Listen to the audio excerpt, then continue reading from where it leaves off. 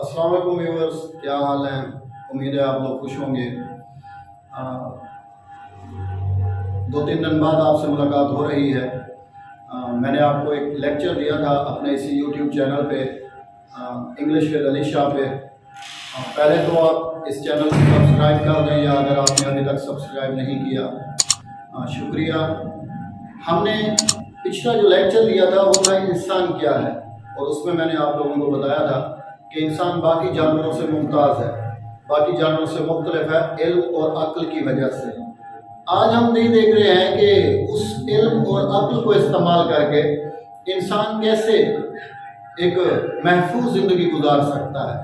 آج کا ہمارا ٹاپک ہے انسان اور مذہب۔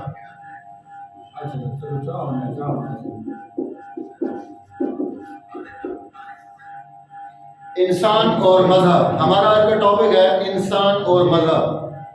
سوال یہ پیدا ہوتا ہے کہ انسان کے لیے مذہب کیوں ضروری ہے، یا انسان کے لیے مذہب کس حد تک رہنما ثابت ہو سکتا ہے۔ ٹاپک بہت اہم ہے، اس لیے تھوڑی سی توجہ کریں گے اور ویڈیو کو پورا دیکھیں تاکہ آپ کو انشاءاللہ یہ انفارمیٹیو لیکچر ہوگا۔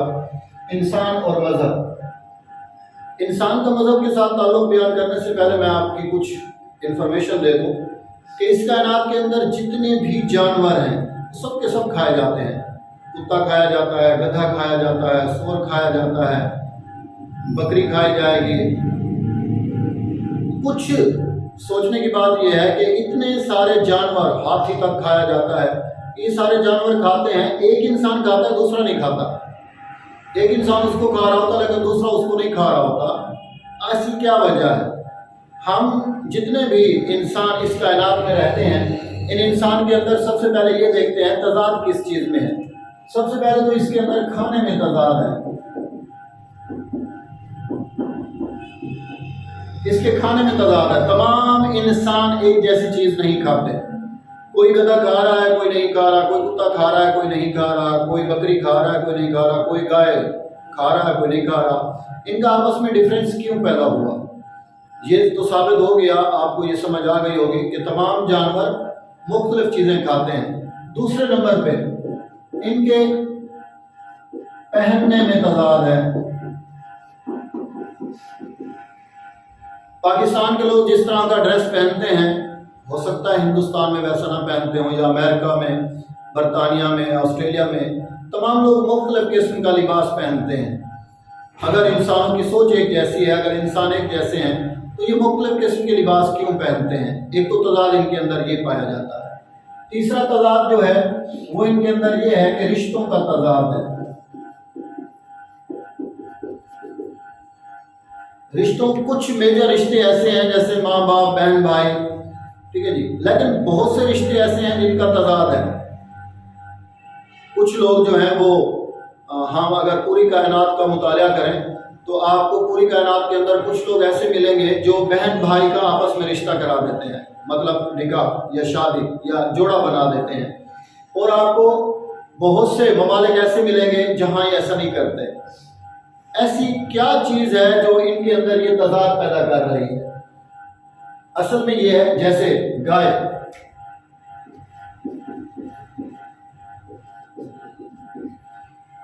گائے ایک ہی جگہ پہ حلال بھی ہے اور حرام بھی ہے۔ جو مسلمان یہ لیکچر سن رہے ہوں گے وہ پریشان ہو جائیں گے، گائے حرام کیسے ہے؟ گائے ہندو کے لیے حرام ہے لیکن مسلمان کے لیے حلال ہے۔ ہندو کہہ رہا ہے کہ یہ گو ماتا ہے، میں نے اس کی پوجا کرنی ہے، یہ میری ماں کی طرح ہے، وہ دیوتا مانے گا اسے۔ لیکن مسلمان کہے گا کہ ہمارا یہ کلچر ہے، ہم نے روایت کے طور پر، ہم ایک عقیدے کے طور پر اس کو ذبح کرتے ہیں، اللہ اس سے خوش ہوتا ہے، ہم قربانی دیتے ہیں۔ تو دو انسانوں کی جو سوچ ہے اس میں تضاد کیسے پیدا ہوا؟ تو سوچنے میں تضاد ہے۔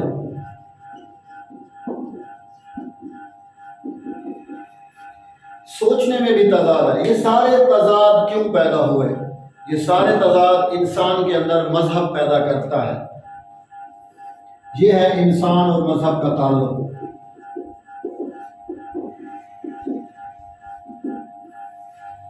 انسان اور مذہب کا تعلق یہ ہے کہ مذہب جو ہے وہ انسان کی سوچ بدل دیتا ہے۔ کسی کے जो वो मैंने आपको पिछले लेक्चर में बताया था कि इल्म जो है वो अक्ल देता है, तो उसके दिमाग में ये इल्म डाला गया कि गाय खानी है, गाय को ज़िबा करना है, गाय का गोश्त खा सकते हैं। और हिंदू के दिमाग में ये बात बिठा दी गई कि गाय नहीं खानी, गाय को ज़िबा नहीं करना। क्यों? रीज़न ये है कि गाय एक मजहबी जानवर है, मुकद्दस जानवर है, माँ है, तो उसके मजहब ने उसके दिमाग में डाल दिया। तो मजहब जो है वो इंसान को सोचने की सलाहियत देता है और सोच उसी अमल के काबिल कर देती है। तो हमारा जो आज का टॉपिक है वो यही है कि इंसान और मजहब का आपस में ताल्लुक क्या है। मजहब इंसान को एक वे देता है, सोचने की सलाहियत देता है कि ये करना है, ये नहीं करना। अब मैंने जैसे शुरू में कहा कि तमाम जितने भी जानवर हैं वो खाए जाते हैं, लेकिन किस मजहब में कौन सा हलाल है, किस मजहब में कौन सा। हम ये देखते हैं कि मजहब कितने हैं और मज़ाहिब का आपस में मुश्तरक अमल कौन कौन सा है। 4772 मज़ाहिब, यानी कि 5000 के करीब मज़ाहिब बनते हैं इस कायनात में। तमाम मज़ाहिब इस चीज़ को मानते हैं, जो मुश्तरक बातें हैं। तमाम मज़ाहिब इस बात को मानते हैं कि कोई खुदा है, इस पूरी कायनात को किसी ने बनाया है। तमाम मज़ाहिब इस बात पर मुत्तफ़िक है और तमाम मज़ाहिब इस बात पर भी मुत्तफ़िक हैं कि कोई ऊपर से पैगंबर उतारे गए हैं, कोई देवता उतारे गए हैं, कोई अवतार भेजे गए हैं, कोई नबी भेजे गए हैं जिन्होंने आकर इस कायनात को संभाला है, समझाया है। बेसिक कंसेप्ट तकरीबन तमाम मज़हब के सेम है। और ये जो सारी मखलूक इस कायनात में जी रही है, चल रही है, ये सारी किसी न किसी मज़हब की, किसी न किसी कानून की, किसी न किसी असूल और ज़वाबित की पैरवी कर रही है। वो मज़हब है जो उनकी अक़दार, रिवायात, उनके तौर तरीके बनाता है। तमाम एक तो ये मानते हैं कि कोई खुदा है, तमाम ये बातें हैं कि समझाने वाला भेजा गया है। तमाम मज़ाहिब इस बात पर मुत्तफ़िक हैं कि अच्छाई और बुराई है, मतलब हलाल हराम है। तमाम मज़ाहिब इस बात पर मुत्तफ़िक हैं।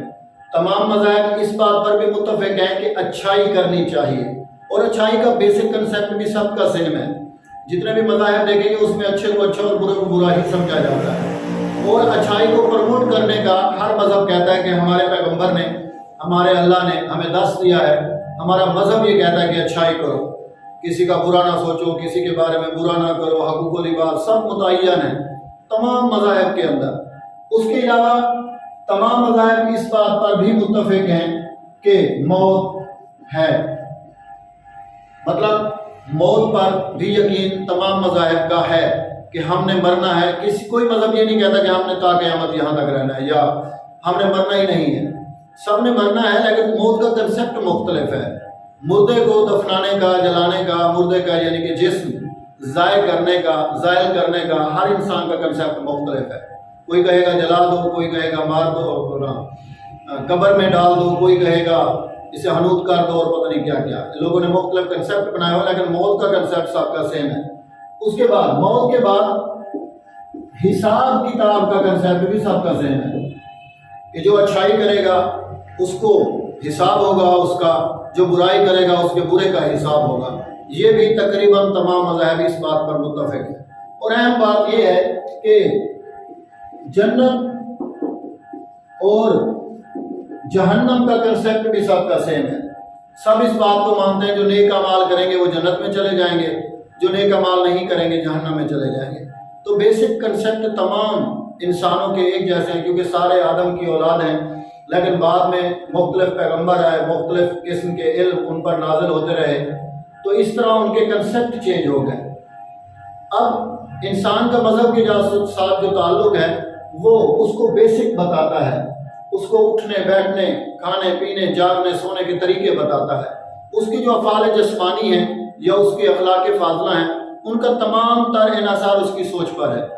जैसा वो सोचेगा वैसा करेगा, जैसा उसके दिमाग के अंदर डाल दिया जाएगा वैसा ही वो अमल करेगा। इसलिए मज़हब का इंसान के साथ एक गहरा ताल्लुक़ होता है। बहैसियत मुसलमान मैं आपको जो इसका एक लिंक है इंसान और मज़हब का, वो इस्लाम के साथ मिला के दिखाता हूँ कि बहैसियत मुसलमान हमने ये देखना है कि मज़हब हमारी नुमाइंदगी कैसे कर रहा है।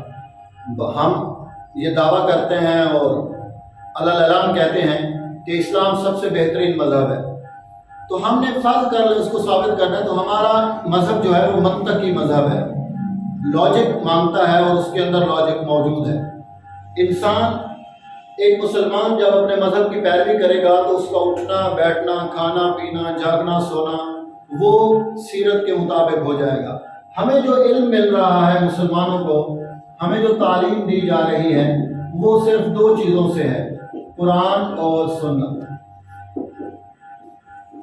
कुरान यानी कि अल्लाह का हुक्म, सुन्नत यानी कि नबी पाक सल्लल्लाहु अलैहि वसल्लम का तरीका। हमने अल्लाह के हुक्म पर चलना है और सुन्नत के मुताबिक चलना है। हम एक सजदा भी अपनी तरफ से नहीं कर सकते कि अगर हमारे नबी ने नहीं किया, जैसे नमाज है एक रकात में 2 सजदे हैं, हम 3 नहीं कर सकते। क्यों? मेरे नबी का हुक्म नहीं है, मेरे नबी ने नहीं किया। जो हमारे नबी ने नहीं किया वो जितनी भी अच्छी इबादत हो हम उसको ऐड नहीं कर सकते, हम उसमें इजाफा नहीं कर सकते अपनी तरफ से। हमारा मज़हब हमें एक पाबंदी देता है, हम उस पाबंदी में रहेंगे तो ही फ़ायदा होगा।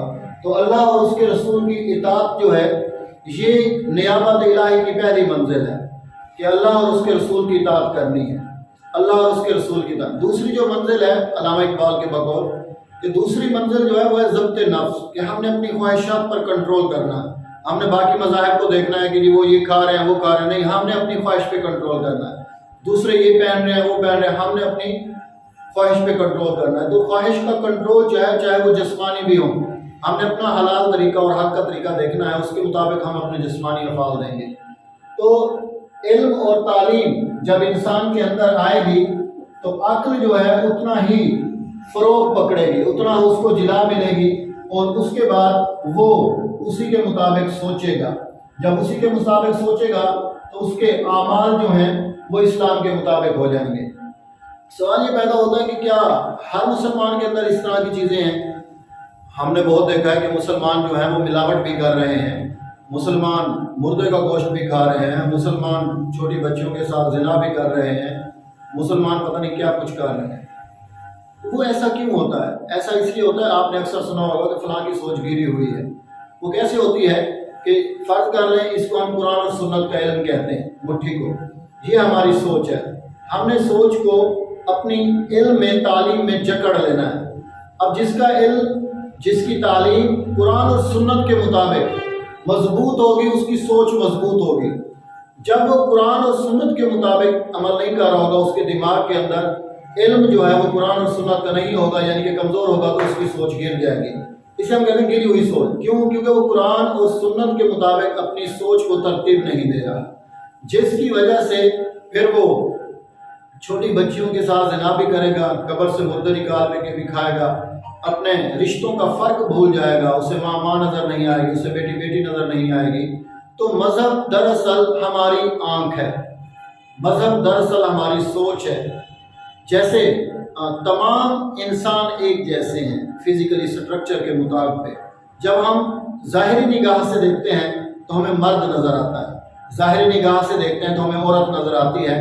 पीछे मज़हब कहीं से आवाज़ दे रहा होता है जो उसका दूसरी सोच बनता है, अक्ल बनता है, जिसे हम दिल का चिराग कहते हैं। वो बताता है कि ये बहन है, ये बेटी है, ये बहू है, ये शागिर्द है, वगैरह वगैरह। जब इंसान के अंदर ये चीज़ें आ जाती हैं, इल्म और अक्ल के ज़रिए इंसान मज़हब उसकी रहनुमाई करता है, तो उससे बहन बहन नज़र आती है, बेटी बेटी नज़र आती है, बहू बहू नज़र आती है। ये उस वक़्त नज़र नहीं आएगा जब उसकी सोच कमज़ोर हो जाएगी, फिर वो बहन को बहन नहीं समझेगा, फिर बेटी को बेटी नहीं समझेगा। तो मज़हब के साथ जुड़े रहना एक इंसान के लिए निहायत ज़रूरी है, वरना इंसान एक ख़तरनाक जानवर है। जितना वो मज़हब के साथ जुड़ के रहेगा उतना ही उसकी सोच जो है वो मुतनासिब होगी, एतदाल में होगी, और उसे रिश्तों की पहचान होगी, उसे हलाल हराम का फ़र्क होगा, उसे अच्छे बुरे का फ़र्क होगा। जब इन चीज़ों का फ़र्क वो जान लेगा तो वो एक बेहतरीन इंसान होगा। मज़हब इस तरह इंसान की रहनुमाई करता है। पूरा लेक्चर देखने के लिए बहुत बहुत शुक्रिया। अगर आपका कोई सवाल है तो आप ज़रूर नीचे कमेंट करें, इंशाअल्लाह मैं जवाब दूँगा। अल्लाह हाफ़िज़। हंसते रहें, मुस्कुराते रहें।